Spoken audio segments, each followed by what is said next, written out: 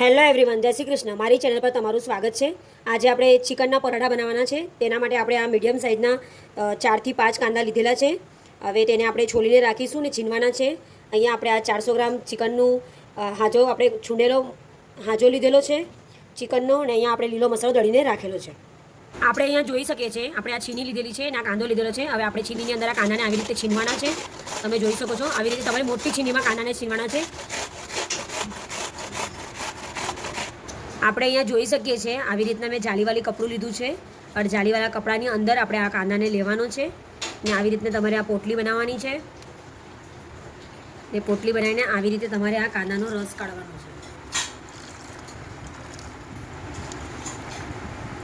આવી રીતના કાંદાનો રસ બધો જ કાઢી લેવાનો છે, એટલે તમારો કાંદો સૂકો થઈ જશે.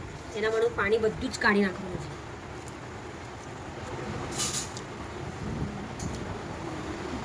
આપણે અહીંયા જોઈ શકીએ છીએ, ચિકનના પરાઠા બનાવવા માટે આપણે આ ચિકનનો ખીમો લીધો છે 400 ગ્રામ, ને કાંદાનો વિડીયો મેં તમને બતાવ્યું. જે કાંદા છીનીને રાખેલા છે, ઓલમોસ્ટ આવી રીતના કાંદા સૂકા હોવા જોઈએ, તો આપણા ચિકનના પરાઠા મસ્ત ક્રિસ્પી બનશે.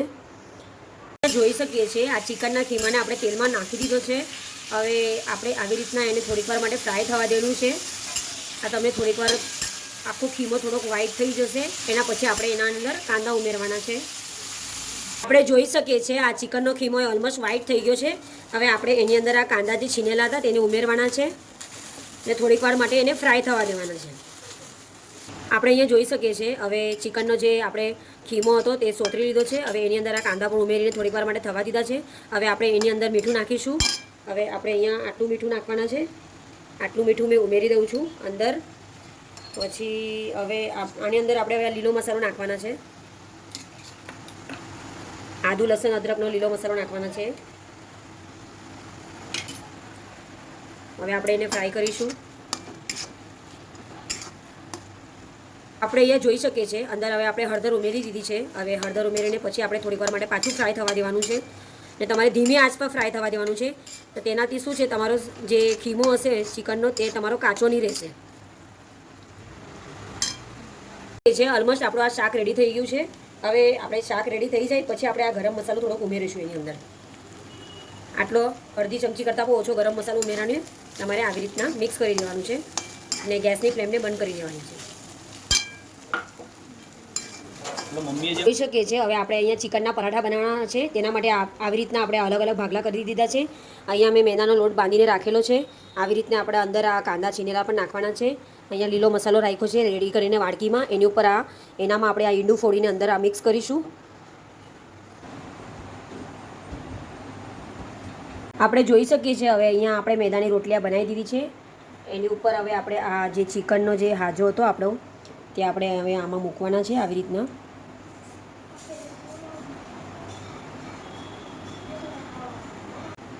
આવી રીતના આપણે જે આ જે ઈંડાને જે આપણે હલાવીને રાખેલું હતું આવું મિક્સ કરીને ફોડીને એની અંદર આપણે લીલો મસાલો અને ગરમ મસાલો નાખી દીધો છે. હવે એ આપણે એની ઉપર આવી રીતના ઉમેરીશું. તે તમારે ધ્યાન રાખવાનું છે કે વધારે પણ નહીં નાખવાનું ને ઓછું પણ નહીં નાખવાનું, આટલું જ મૂકવાનું છે. હવે એની ઉપર આપણે આ કાંદા આવી રીતના ભભરાવીશું. કાંદા તમે તમારા હિસાબે નાખી શકો છો. આવી રીતના આ કાંદાને આપણે અહીંયા ઉમેરી દેવાના છે ને આવી રીતના હવે આપણે એને ફોલ્ડ કરી દઈશું. આમ મૂકવાનું છે ને અહીંયા થોડુંક તમારે આવું પાણી લગાવવાનું છે ને આવી રીતના આમ ફોલ્ડ કરીને મૂકી દીધું. આવી રીતના અહીંયા પાણી લગાવવાનું છે ને આવી રીતના અહીંયા પેક કરી દેવાનું છે. હવે આપણો આ ચિકનનો પરોઠું બની ગયું છે. આપણે હવે તેલમાં તળવાના છે. બંધ કરો. આવી રીતના આપણું આ કઢાઈમાં તેલ ગરમ થઈ ગયું છે. હવે તેલમાં આપણે આવી રીતના મૂકવાનો છે.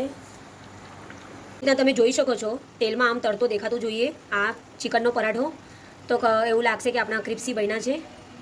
આપણે જોઈ શકીએ છીએ આપણા આ ચિકનના પરાઠા ઓલમોસ્ટ બની ગયા છે. અને આ ચિકનના પરાઠા અમે સુરતી સ્ટાઇલથી બનાવ્યા છે ને અમારા સુરતમાં ચિકનના પરાઠા રાંધેર અમે સ્પેશિયલ ખાવા જઈએ છીએ અને ચોકમાં પણ ખાવા જઈએ છીએ. રમઝાનની આ સ્પેશિયલ આઇટમ છે. તો મેં આજે સુરતી સ્ટાઇલમાં ચિકન પરાઠા બનાવ્યા છે. તો આજની મારી આ રેસીપી ગમી હશે તો મારી ચેનલને લાઇક શેર સબસ્ક્રાઈબ જરૂર કરજો. Good bye.